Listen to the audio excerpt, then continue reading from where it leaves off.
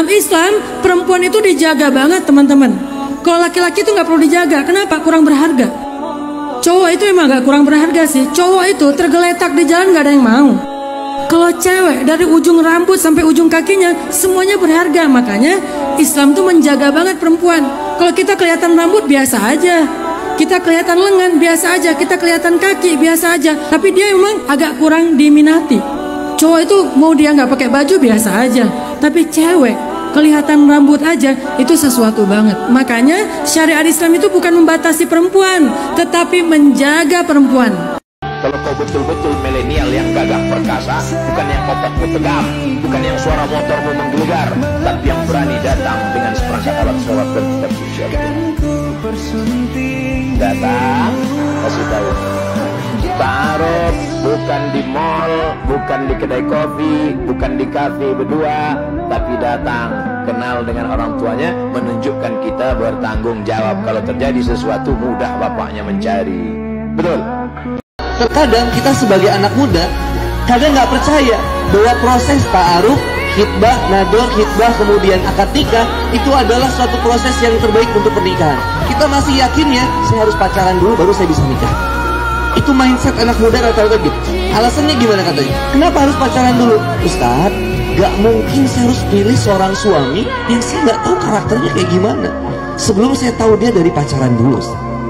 Sehingga ketika saya pacaran ya minimal 3 tahun pacaran kita akhirnya bisa tahu lah klop atau enggak klop. Mohon maaf, ini pahit tapi kenyataan. 3 tahun pacaran yang ada bukan mengetahui karakter dari calon suami yang tadi dianggap bahwa itu bisa menjadi jalan buat dia nikah, tapi hilang keperawanannya. Bahkan hamil di luar nikah. Apa hukumnya mematok mahar untuk menikah? Sebaik-baik perempuan yang paling murah maharnya. Jangan sampai nanti anak muda unjuk rasa bawa balehu, turunkan harga mahar, turunkan harga mahar.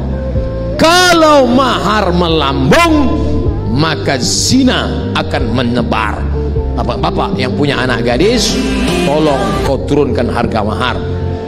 Ada 7 golongan yang mereka dijamin oleh Allah bukan hanya masuk surga, tapi akan tenang saat dihisab. Saat orang lain kesulitan dan orang sudah gak peduli mau surga atau neraka, yang penting cepat dihisab. Maka ada 7 golongan yang santai. Di antara 7 itu, syabani yatahabba fillah. 2 orang yang saling mencintai karena Allah, bertemu karena Allah, berpisah karena Allah. Jadi beda antara saling mencintai saja dengan mencintai karena Allah. Kalau mencintai karena Allah, dia akan saling mengingatkan apa yang Allah sukai. Misal Anda punya kawan misalnya kan, Anda katakan, ukhti, ya saudariku, yuk malam tahajud yuk. Mudah-mudahan dengan tahajud kita bersama masuk surga lewat pintu tahajud. Ukhti, ayo berhijab yuk, aku takut berpisah dengan kamu di surga. Ukhti, baca Quran yuk. Begitu Anda terbiasa demikian dan Anda mengingatkan, yuk kita jauhi maksiat, kita pertahankan ya. Kalau satu di antara kita wafat duluan, kita saling doakan ya. Yang seperti itu bahkan langsung disebut di hadis yang lain, kalau dia dihisab duluan kemudian masuk ke surga dan dia belum menemukan kawannya, maka dia akan berkata, ya Allah, saya di dunia bersama si fulana, saya di dunia bersama si fulan, mohon ya Allah dengan segala kemuliaanmu jadikan saya bergandengan tangan dengannya masuk ke surga.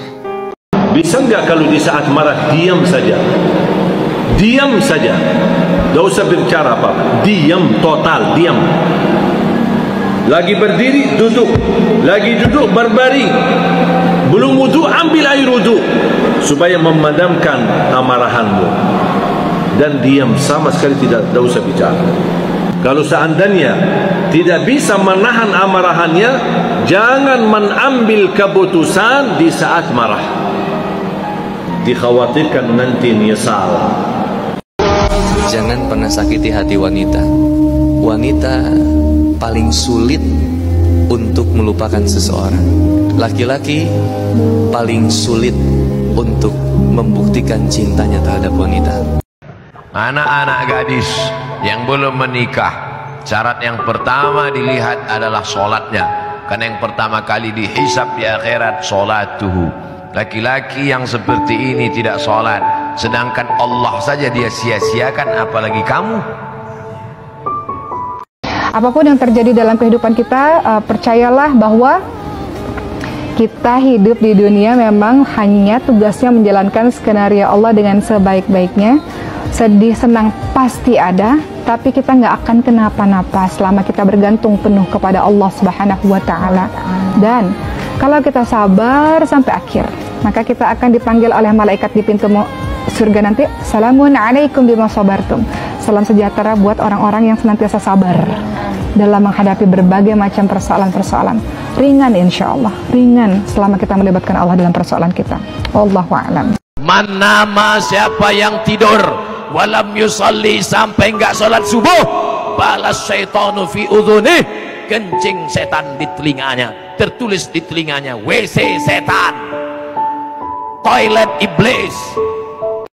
Apa sah laki-laki sholat di rumah tapi tak di masjid?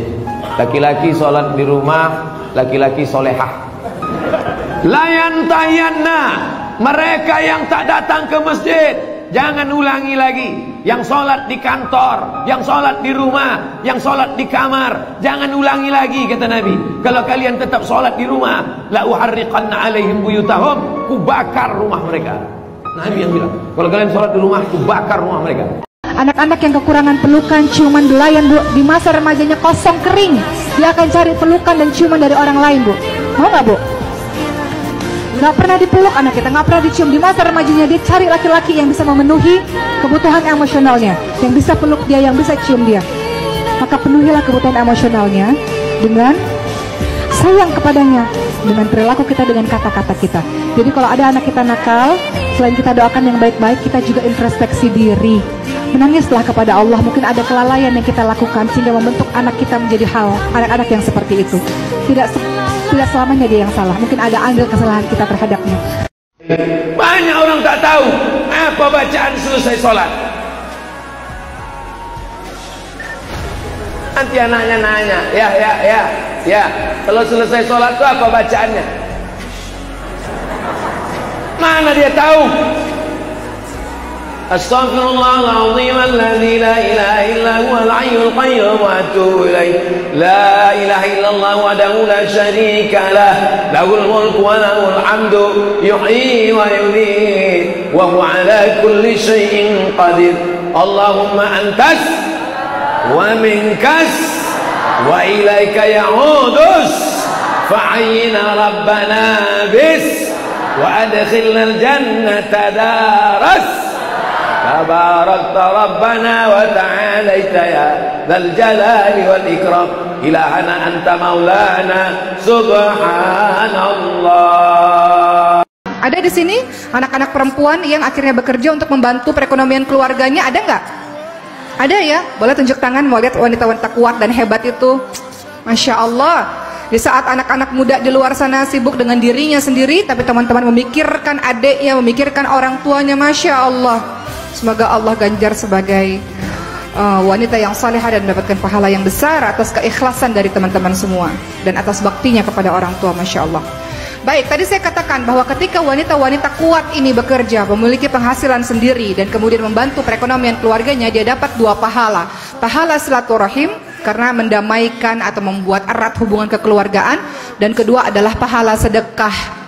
Bolehkah minum dengan tangan kiri? Haram. La yashrabanna ahadukum qa'iman, jangan kalian minum berdiri. Idza akala ahadukum falyakul bi yaminih, kalau kalian makan pakai tangan kanan. Wa idza syariba ahadukum falyashrab bi yaminih, kalau minum pakai tangan kanan.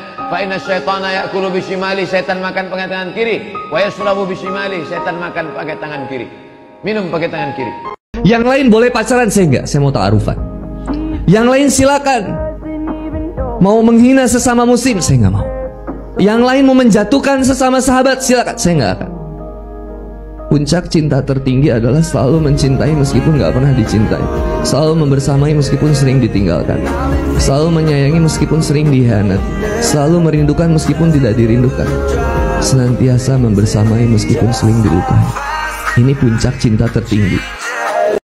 Bullshit, omong kosong. Pacaran tak ada itu. Waktu pacaran semuanya indah-indah. Mau makan apa ya? Ya, pret. Bohong saja itu. Perempuan suka dilambung-lambung dengan kata-kata, laki-laki pula suka mengobral kata-kata. Berjumpalah, ditambah bumbu-bumbu setan, akhirnya habislah kalian. Perempuan, kalian adalah timun. Laki-laki, kalian adalah durian. Durian berjumpa timun, yang hancur siapa? Timun. Rugi kalian, babak belur. Kasihan betul suami kalian, dapat bekas-bekasnya aja. Makanya kata Nabi, lau ya'lamuna ma fil atamati was subhi, seandainya mereka tahu keutamaan salat subuh dan salat isya berjamaah, la atauhuma habwan, mereka akan datang walaupun merangkak mereka akan datang salat berjamaah.